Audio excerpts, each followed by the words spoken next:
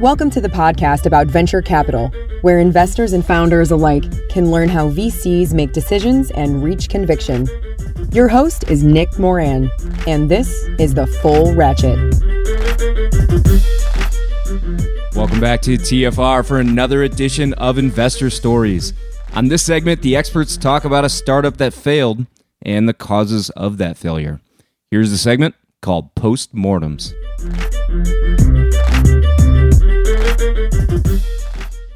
On today's special segment, we have Tim Guleri of Sierra. Tim, can you tell us a story about a portfolio company that failed and why it failed? Yeah, absolutely. So this is a business that was a marketplace, and it had gotten very fast out of the blocks, providing marketplace for hiring. It was in the HR tech space and went from 0 to 50 million in revenue quite rapidly. So, from 2013 to 2019-ish. And one of the areas that was not solved to the level that it had to be solved in this company was the point I was discussing with you earlier, which is the financial metrics to, take the business from 50 to 100. And in their case, it had to do with the cost of acquisition of the candidates that you then placed into companies. So while in the early days when the revenue is $10 million, that cost doesn't look that large.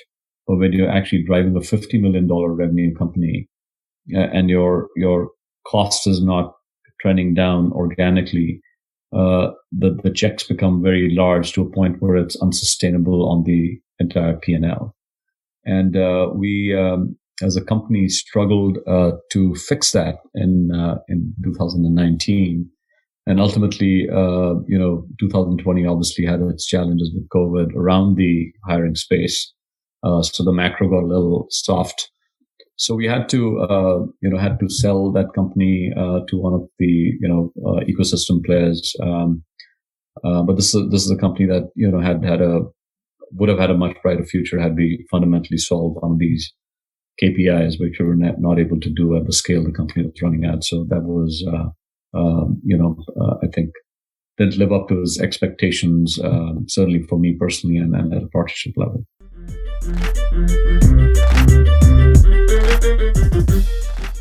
On today's special segment, we have Amy Nauiokas of Anthemis. Amy, can you tell us a story about a portfolio company that failed and why it failed?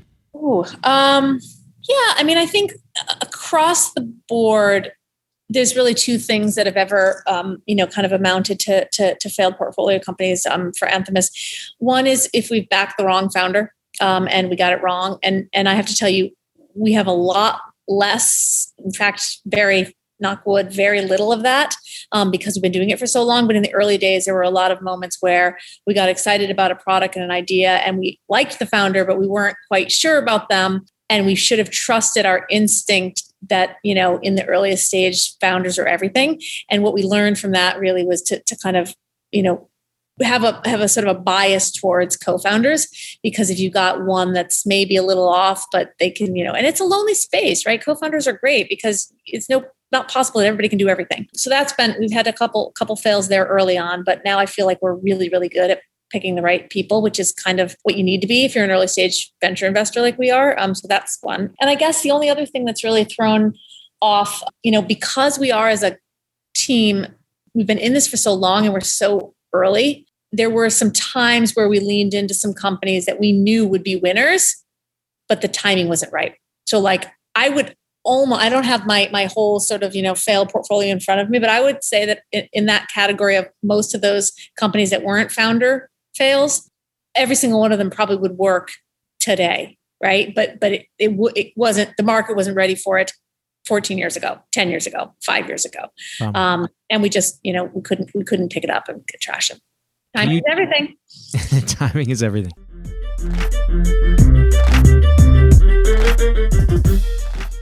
On today's special segment, we have Sach Chitnis of Jump Capital. Sach, can you tell us a story about a portfolio company that failed and why it failed?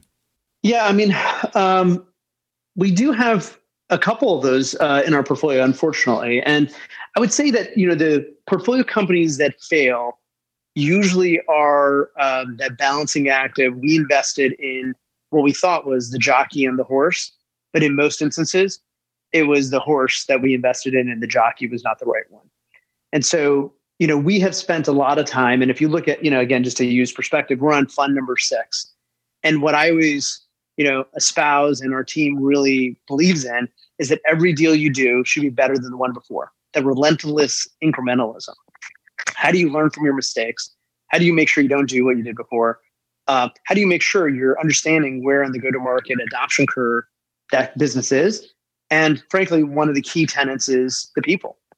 Are you investing behind people that are, aligned with you, have, kind of a shared vision, have humility, willing to take advice, all those kind of traits that I think there's books upon books upon books by much more successful venture investors than me and entrepreneurs than me.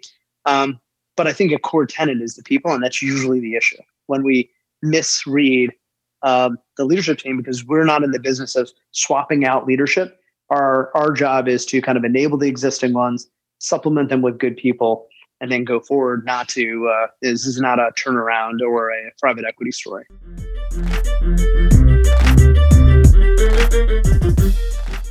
On today's special segment, we have Guy Perelmuter of Grids Capital. Guy, can you tell us a story about a portfolio company that failed and why it failed? So this company, and again, this was not one of our direct investments. Going back to our strategy, we have been very lucky because when we do invest, we typically invest a little later in the life of the company. So we have more information about it, line of sight to revenue. We were able to track it for a while. So fortunately, Grid's direct investment portfolio so far, and I hope that we can have this conversation again, and I'll be able to repeat or to I hope so too. To claim the same badge of honor. So far, we have not had any failures in our direct portfolio. We've seen failures in our GPs, of course, portfolios, but even those have been very, very scarce and small. So we're not, I guess at this point, I don't have any good or at least not any relevant failure story to share with you. And let's make sure we continue to keep it that way. I hope so. Any common threads in the failures in the startups in the portfolio companies of the funds? Yeah, absolutely. I think a common thread, and this is again going back to your earlier question on deep tech and why people have those in my opinion again misconceptions about being riskier and longer term and all that. I think this is a great question that ties into that concept because deep technology companies in general, right? And I'm trying to be, broad here. It's not always the case, but in general, they have very clear-cut milestones they have to achieve, right? It's like almost like a scientific project that has to achieve a certain number of goals until it gets ready to go to market, and then there's a whole other, a group of challenges that you are, much better equipped than I am to deal with, because this is a lot of what you like to look at. But if you look at those milestones, right, if you are an investor in deep technology, it would be quite surprising for you to lose a lot of money in a specific deep tech startup. So the common thread on all those failures that I've seen is that with the exception of one of them, which actually had a relatively significant loss for other reasons, all the others, they were shut down quite early on in their lives because it didn't reach the milestones, or they reached the milestones, but not the way they plan to, not with the economies of scale or with the cost per unit or whatever. So I think that this is also a very important lesson that I've learned over the past few years, is that there's this almost a fringe benefit in the deep tech world where if you are betting on a company, you have objective metrics, technical metrics that you can keep track of, that if they're not met, you can cut your losses. You can just say, okay, I'm done with this investment because it has not been able to achieve the milestones I was looking for. And that's something that at least so far we've had, I want to say 4 or 5, stories where we saw this kind of trend play out. And only one of those was a relatively meaningful loss. All of the others were really, really small potatoes when you compare it to the rest of the portfolio.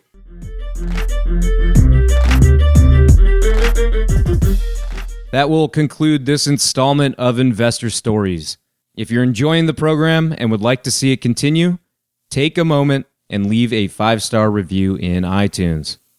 Also, if you'd like updates on new content from TFR, as well as the top 10 VC articles every week, go to fullratchet.net and sign up for the newsletter. Okay, that will wrap things up for today. Until next time, over-prepare, choose carefully, and invest confidently. Thanks for joining me.